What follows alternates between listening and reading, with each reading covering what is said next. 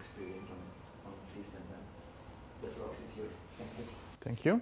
Thank you for the introduction, and welcome everybody to my presentation. First of all, I wanted to tell you I would like you to interrupt me if you don't understand something, and not wait until the end, because maybe then it's difficult to follow the presentation if you don't understand some concepts and so on, because these concepts are quite new, I would say, so this intraspecific variability and so on. So I will try to explain them quite carefully and slowly and so on, but no problem, just interrupt me and then I will explain you before going to the next slide. So yeah, so the main goal of my research at the moment is trying to understand the relationship between biodiversity and ecosystem processes and ecosystem functioning. So this relationship is supposed to be positive. So generally people think that more biodiversity means more ecosystem functioning. But the question here, and the main question of my research, is to understand how to measure biodiversity to understand better the ecosystem functioning, because biodiversity can be measured at very different hierarchical levels, ranging from species, single individuals, and so on. So this is the main goal of my research. And this research is not new. So in the last decades, a lot of people were investigating the relationship between biodiversity and ecosystem functioning. And this is just an example of a good review about all the different studies investigating this relationship. And what is important here is that in general, so the broad concept of biodiversity, there is quite a good consensus about the fact that biodiversity is important for the functioning of ecosystems.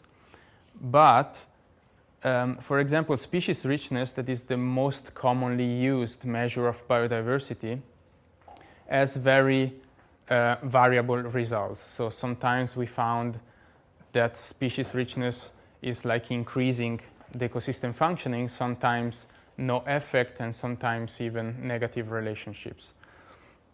So the message of this review is that there are some aspects of biodiversity that we generally don't consider that could be very important to better understand this relationship. And one of those aspects is the functional diversity within species. So how functionally diverse are single species and populations of a single species, because not all individuals of a population are the same, and not all individuals are doing the same in the ecosystem.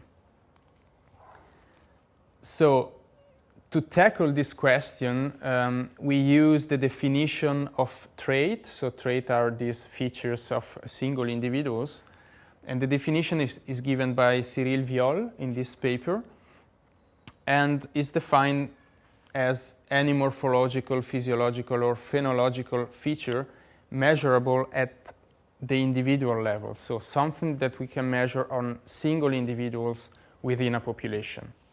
And this is like a different concept compared to species richness, where all individuals of a species are considered the same, because we count individuals and we say, okay, for species A we had 5 individuals, but we don't know if these 5 individuals are actually the same. So we know that they are not, but we generally consider them as being the same when we do analysis.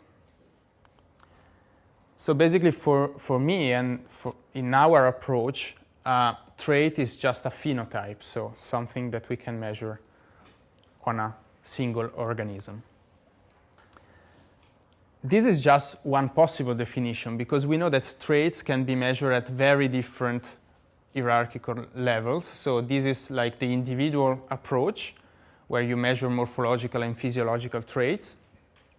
But other approaches are possible. So for example, we can measure traits at the population level, and some people are measuring those.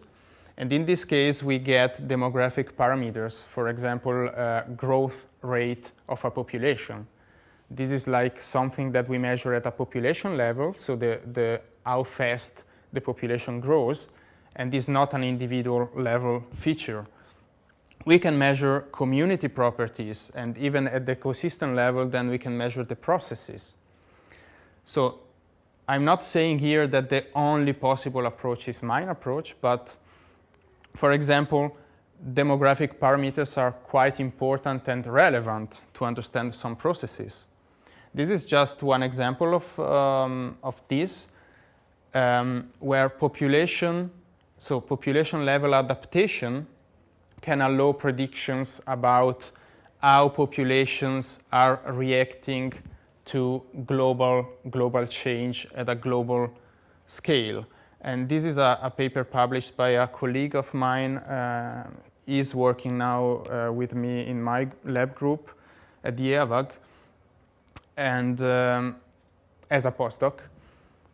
And in this case, we can see, okay, even measures at the population level are useful, but in this presentation and in my research, I'm focusing on the individual level. And I try to explain why and why individual features can be important for the ecosystems.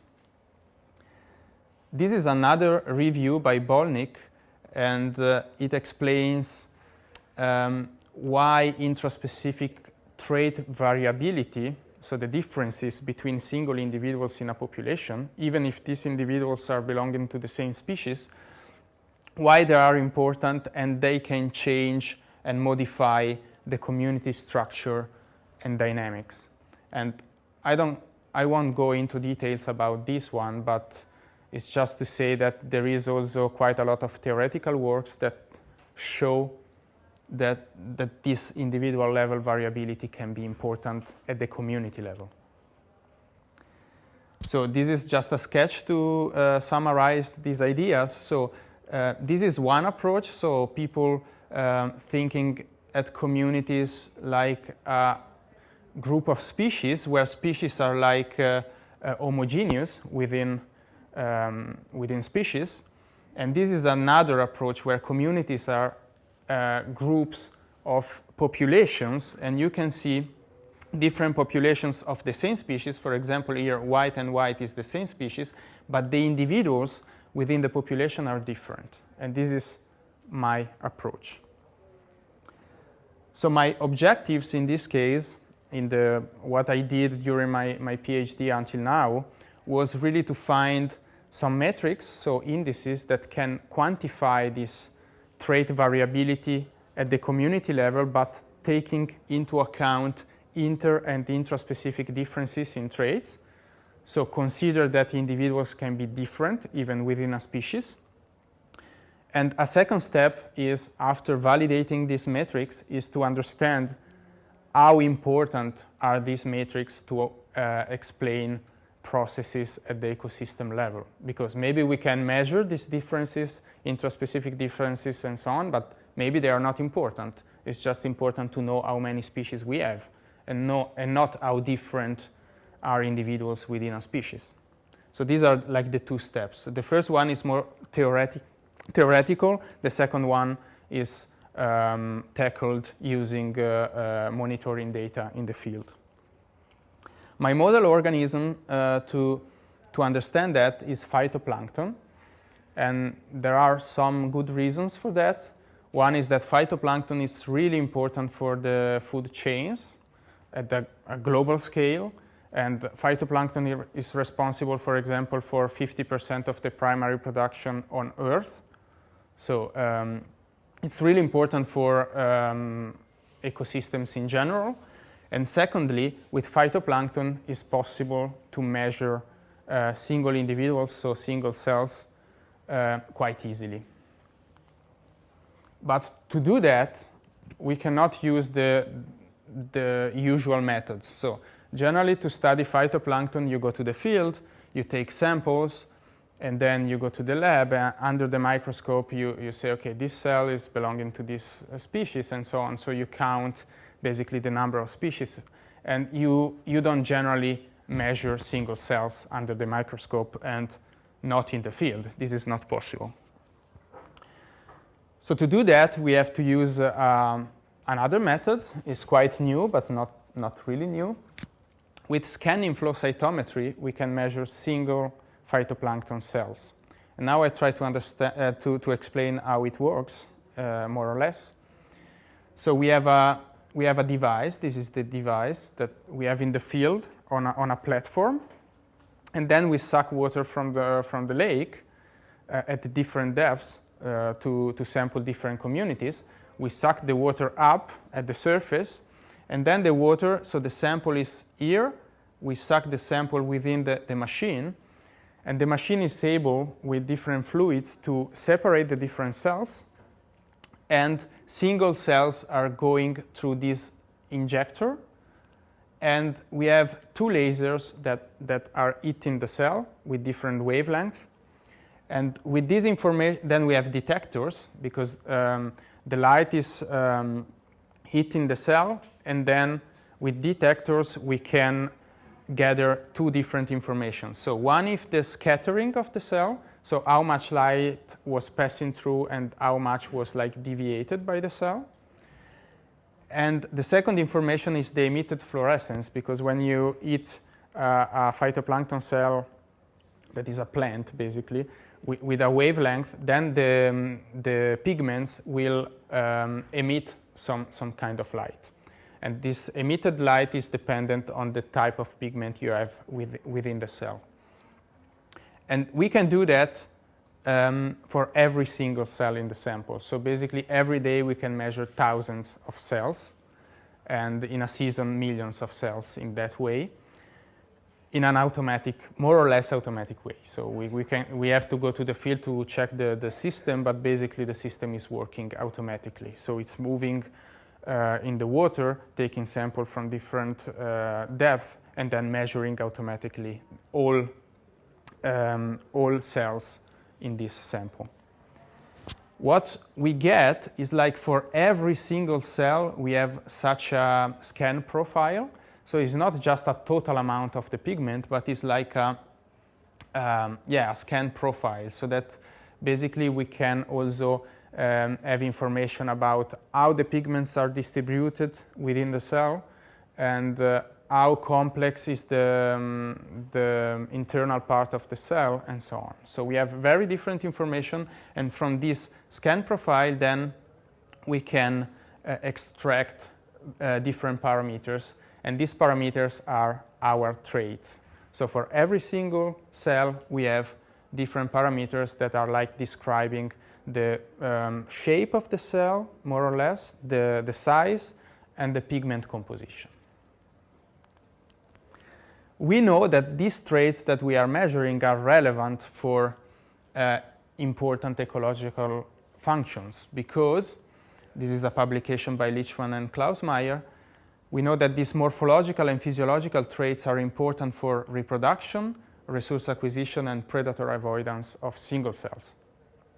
For example, cell size, cell shape, coloniality, photosynthesis, all this stuff is information that we can get from this machine.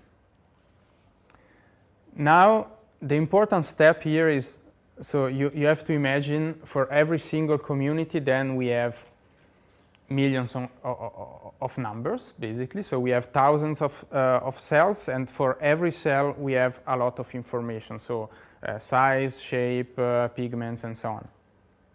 My goal, so the first goal of my PhD was like to summarize this information in a single or few single numbers. So what is the diversity, so the diversity in shapes and physiology of the whole community, summarized in a single number. So maybe you are not familiar with the concept of trait diversity. So now I try to explain you the meaning of the different components of trait diversity.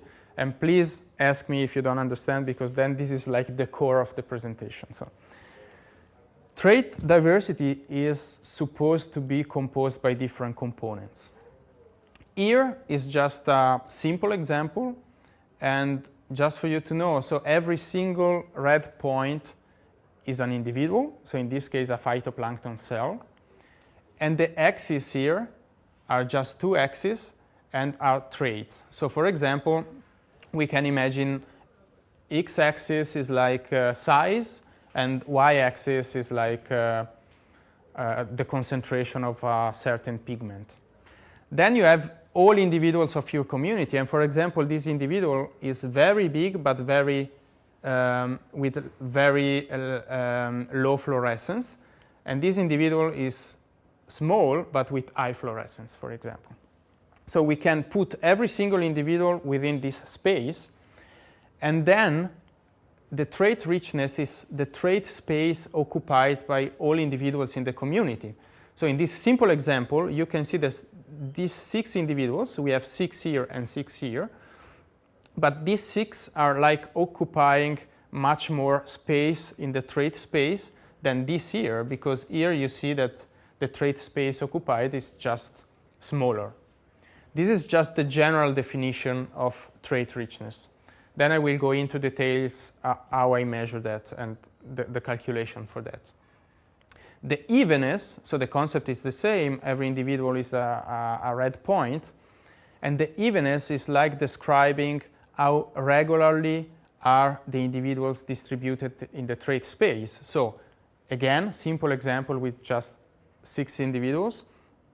Here you see the distribution is very regular, so the distances between individuals is like always the same, and here is more is less regular. So here you have small distances, big distances, and so on. So they are not regularly distributed in this space. This is the second component. The third one, and last one, I promise, is the trait divergence, and this describes how spread out are individuals in the trait space. What I mean with spread out, so for example, here again, 6 individuals, but here 3 of the individuals are really close to the centroid of the distribution, and here most of those are like on the edges of the distribution. And that's why here the divergence is bigger than here. You can imagine like individuals on a circle like that, for example, and all of those are like at the edges, but in the middle of the distribution you don't have individuals. Here you have very big divergence. If all individuals are like close to the center, then the divergence is lower. Last comment on that, you have to imagine generally we have thousands of individuals and not 6, and we don't have just 2 traits but much more. So it's like a 7 or 8 dimensional trait space. But this is just an example to understand the principle, because it's very difficult to imagine in 8 dimensions, but just for you to know. So next step is like, okay, those are like the general definitions of these components, but how do we measure them? How do we calculate them?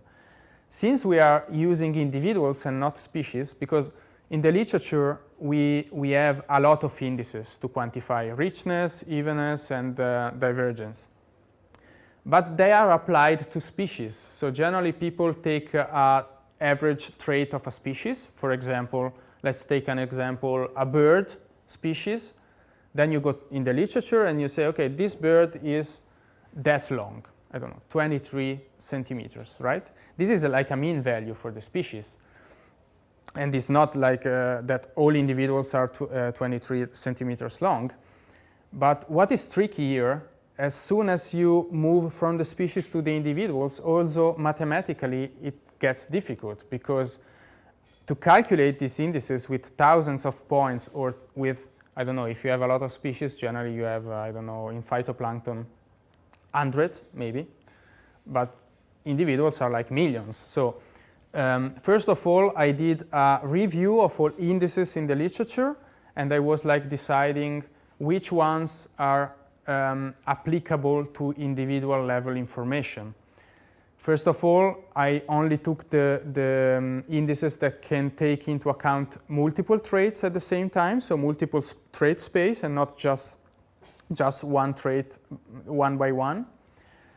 Then I wanted to minimize decisions, so I don't want to classify points like, oh, these points are like similar, so I take them as a group. I just want every point to be a unique combination of traits. And the third, okay, it must be quite efficient in calculating, so I cannot afford to take data and then wait 1 year until the computer has done the calculation. So this is the practical reasoning for eliminating some indices. And this is the first step, and this is published as a review article about that. Second, we had like a subset of possible good indices, and then I was like testing them with some simulated data to understand which ones are really behaving as I want them to behave, basically according to their definition. And this is a second paper published already in Functional Ecology. Now I try to explain you how I did these simulations to understand which indices are good. To test the trait richness, that again is the trait space occupied by all individuals, I took some real and fake data. This is just an example in 3 dimensions. So again, every dot is an individual. And then I was like forcing the richness to decrease. So if I delete individuals at the edges or even within the distribution, then a good index of richness should decrease. Because if I eliminate some unique combination of trait, the richness cannot increase and should not be stable, should decrease, because I'm eliminating some combination, and so I'm decreasing the trait space occupied. After this exercise, so again the expectation is a decrease in the richness, the best index for richness was this one, published in this paper. So this is, was like invented by us. And how I calculate that? So basically here again you have one trait that could be size and here fluorescence or whatever. Every red point is an individual. And then we take here, you have to imagine that in multiple dimensions. So this is like a hull, so multidimensional convex hull. So it's like taking a figure in multidimension that is like touching all the external individuals. Then we calculate the area of this hull here. In this case, it's a perimeter because we are in 2 dimensions. After that, we delete all these external points and we redo the exercise with the next one. Then we delete the next one, we redo the exercise with the internal ones. And then we sum all the different areas. In this case, if you delete one individual here or here or here, the total richness always decreases. And this is what we wanted to have. So the name is like trait onion peeling because the exercise is quite similar to onion peeling. So basically you calculate the area of the external layer, then you peel the onion, so you remove the external layer and you calculate the next one and so on. And this is just the sum of the areas. It's quite simple. It's very difficult to imagine in 8 dimensions, but in 2 dimensions or 3 it's not that difficult. Then we do the same exercise with the trait evenness. To test it, we took a perfectly even community. So this is not a real community, just a fake one. Up to 8 dimensions we used. And the points are like regularly distributed in the trait space, so with constant distances. In this case, if you delete random points in this community, the evenness must decrease because at some point, deleting points, you introduce some irregularities in the distances. We tested different indices, and the best one was this one, called TED. And how we calculate that? So this is our community, real community from the lake, for example, and these are individuals. Then we build a reference community with the same number of points of this one, but perfectly even distributed. And then we calculate a distant matrix for those points. That means we calculate every single pairwise distance, and that can be a very high number of distances. We do the same for the reference one that has the same number of points. And this is a kernel density estimation. If you want to know more about it, then we can discuss after the presentation. But basically, it's like showing you the frequency of the different distances here. And we have one distribution of distances for the for the real community and one for the reference one. And then this Kullback-Leibler divergence, again, is quite complicated, but this is just quantifying how similar these two distributions are. And since we can quantify how similar the distribution of this point is to a reference distribution that is perfectly even distributed, then we can quantify how regularly distributed are these points, basically. Last one is how spread out are individuals within a community. To test it, we took real community and fake community again, and then we moved some points outwards or groups of similar points outwards together. The expectation here is that if I move points outwards, then the divergence should increase because I'm like moving toward the edges of the distribution. Again, the expectation is an increase, and the best index is this functional dispersion index. It's quite easy. It's like you have the distribution, then you calculate a centroid. It's like the mean point that is not a real individual. It's just a calculation of the mean point. And then the mean distance between all points and the centroid is like our divergence. So if the mean distance is like increasing, then the divergence is increasing. Okay, up to now, really boring, just simulations and so on, but it's just to explain the concepts. But now what is really interesting is, are these indices important or not for ecosystems? Because we didn't know, you know. We can measure the trait diversity, but if this is important or not is another question. So we had different study sites, so real lakes. These two are in Switzerland, so Greifensee and Lake Zurich, and then we collected samples from different lakes in the Danube Delta in Romania. In this way, we are covering a broad spatial scale because in these two lakes, we just had 1 point in the lake, not different point, but just one. But then the spatial scale is in depth. So in Greifensee, we were sampling 6 different depths. In Lake Zurich, 10 different depths. In the Danube Delta Lake, the other way around. So we have different lakes, so different geographical points. But for each point, we just had 1 depth. And also the sampling frequency was varying. So in Greifensee, we were like sampling once a week. In Lake Zurich, once a month. And in Danube Delta Lakes was a seasonal sampling, so every 3 months or so in spring and autumn, because the community is also changing during the season for phytoplankton. Then, for all these sites and for all the samples, we calculated the 3 indices that I discussed previously. So we were like measuring every single individuals and then calculating this trait richness, evenness, and divergence. But we also add microscopic counts, so we know how many species were there and also the abundance of single species. So we were calculating species richness as the number of species and pilus evenness as the evenness in abundances of the different species. So it's one species dominating, or they are like they have similar abundances, these phytoplankton species. And this was important because now we can really compare the power of this different information to explain some ecosystem functioning.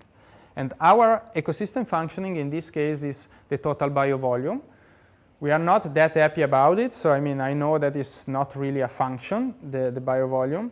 But for us, it's important because like the productivity of the system is like the basis for the food web and so on. So in some way, it's really important for the ecosystem to have enough biovolume. So biovolume, I don't know if you understand the concept of biovolume, but let's say it's biomass. It's very similar to biomass, but since we don't know the density of single cells, for us it's just a volume because we know the size of the cell, but not really the biomass because we cannot weight phytoplankton cells. So we could, but it's quite complicated.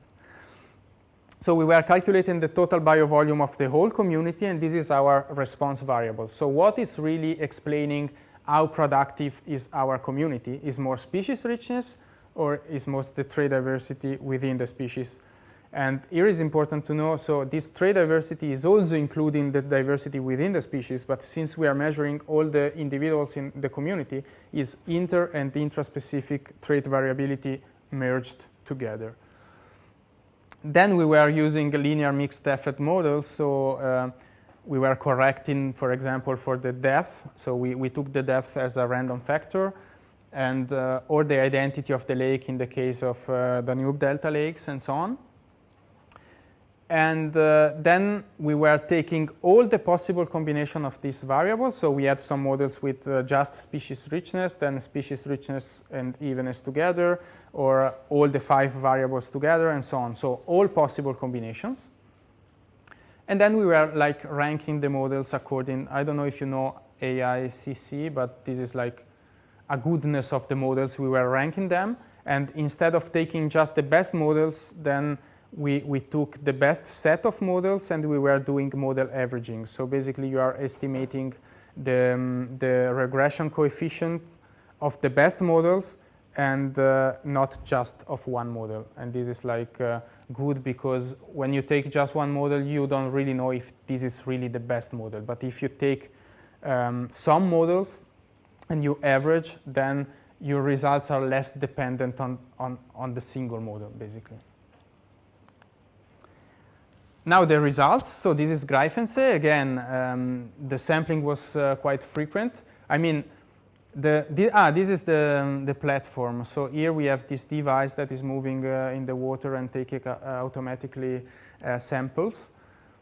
So for the trait diversity, we were sampling even more frequently. So once every 4 hours, day and night.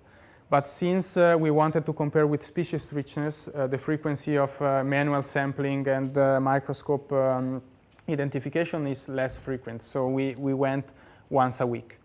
Then 6th depth, and this is the period between August and October 2014. And this is the result of the model averaging. So here you can see the effect of the single variables on total biovolume. So our measure for ecosystem functioning. And here are the variables. So species richness and evenness are not important at all. Basically, we cannot explain the differences in total biovolume of the communities using species numbers, basically. But you can see that these are the trait diversity metrics and the trait evenness, so how regularly are distributed the phenotypes. It's really important to explain this total biovolume of the community. And we have a negative relationship. So the more even distributed are the phenotypes, the less total biovolume we have in the community.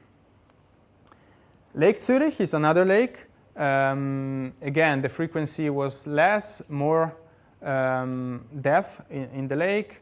A different period, a different year, but this is not so important. But what is important here is that you see, again, the trait evenness is really important, but here the species evenness, so how the species are, the abundances of the species are distributed was even more important. In this case, sorry, I did a mistake.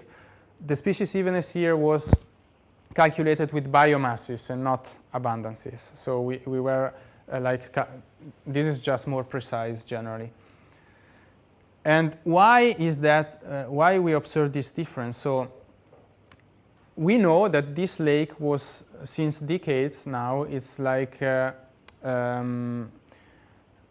dominated by this species, this Planktotrix rubescens. This is a cyanobacterium. So it's doing photosynthesis, but it is not a plant, basically, it's a bacterium. And we think that this organism is like explaining why species evenness is so important in this lake, because when this organism is like blooming, that means it's like dominating the system, the biomass is increasing a lot, because it's like you see this, and this is red, so you see like rosa water basically in the lake, and this is really dominating, and at the same time is like decreasing the evenness in traits, because these are quite similar to each other, and so the evenness is decreasing. At the same time, the species evenness is decreasing because this is dominating. I mean, up to 60–70% of the biomass is this organism here of the whole community of phytoplankton. I mean, it's just dominating all the system. So the species evenness is decreasing dramatically. At the same time, the biomass is increasing, and that's why you have this negative relationship that we observe here, right? Because if this is increasing, the biomass, and this is decreasing, then you have a negative relationship. But this is a special case of this lake because this organism is really dominating the lake. And this is like confounding a little bit our result. But what is not bad is that in another country, so Romania, 26 lakes, this is a big region of tens of kilometers and so on, we find very similar results to the ones that we find in a very different system in Switzerland, in a single lake and so on. And still this trait evenness is always strongly negatively related to the total biovolume. Now, we also did a meta-analysis with all data sets together. And you see that the biggest effect is still the one of the trait evenness. Now, one could say, okay, but you observe that because, I don't know, the total biovolume is like one measure of ecosystem functioning. So we wanted to correct that, and this is resource use efficiency. So we were taking the total biovolume, but then corrected for the amount of nutrients present in the water, because the nutrients for sure are influencing like the productivity of the system. And so you can calculate how much biovolume is the community building or per unit of phosphorus present in the lake. And phosphorus is like the limiting nutrient in lakes generally. And the results are almost identical. So I mean, we still have this very important relationship here. At the same time, we were like, okay, but maybe the number of particles that we sampled is influencing the results, because some of the indices, first of all, species richness, for example, the more you sample, so the more individuals you sample, the more species you find generally. And the same is true for trait richness. And so we were like correcting, we were putting in all models also the number of particles to make sure that the relationships are not just driven by the amount of particles that we measured. And this is not the case, because you have very similar results and still this negative relationship, even if you correct for the number of particles. So take-home messages. First of all, this individual level information increases our ability to explain ecosystem functioning, at least in phytoplankton. And so we should care about it, and we should include it in the models, because we really can explain much more. Even if sometimes it's very difficult to get this information. I mean, in some systems it's not that easy to measure all individuals. I understand that. In particular, the trait evenness, so how regularly are single phenotypes distributed in the community, was the strongest predictor of total biovolume with a negative relationship. And finally, the measures that all the people generally measure, like species richness and evenness, were not important at all in our analysis. Only in Lake Zurich because of this cyanobacterium. So, but what's next? So, I mean, we know that these results are quite interesting, but at the same time, those are just correlations. So we cannot say anything about the causality. So we cannot say, okay, this trait evenness is like causing the increase in total biovolume. We don't know that, because it's just a correlation. And could even be that it's when the productivity is low, then the trait evenness is higher and not the other way around. So we don't know the direction of the correlation, basically. But we have an hypothesis. So we were discussing quite a lot about these results, and in my opinion, here the mechanism could be that when we have less resources, then the competition is much bigger because there are few resources and the individuals are like competing much more. And then, especially in phytoplankton, when the resources are low, for example, light, then the individuals here tend to be much evenly distributed because since the light is coming, and if I use a certain wavelength, for example, then this light is not available for you because it's gone. I took all the photons. Then you should try to change your phenotype, so to express different pigments, to use another wavelength of the same light because I took one, but then you can take the rest, basically. And so your phenotype should be different than mine. But then you cannot be too different because on the other side you have other individuals.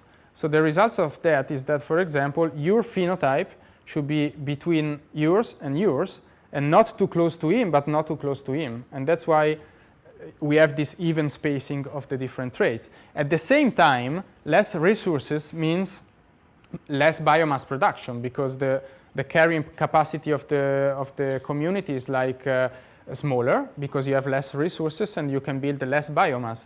So these two opposite effects on even spacing and on biomass are like causing this negative relationship between these two variables, but probably there is no direct correlation between them, but it's just indirect through this resource level of the system. We were checking for that because at least for Lake Greifensee, we know these are the resources. So this is the light available at the different depth, and this is like the nutrient, total phosphorus. And we see that this evenness distribution of traits is like maximized when the two limiting resources are like minimized. So when the light is very low and the resources are really low, then the individuals tend to be evenly spaced. This is not like a proof of our idea, but it's just confirming that this could be possible. And now we are like testing that with experiments. So we are taking communities and simple communities with just one or two species competing with each other, and then we are like giving them a different amount of light, and then we can check if the only difference is just the light environment, and we see if light is really driving this increase in even spacing of single individuals. And that's it. Thank you for the attention. So these are my collaborators, basically people that were helping in the field or in the lab and so on. And thank you for the attention. If you have questions.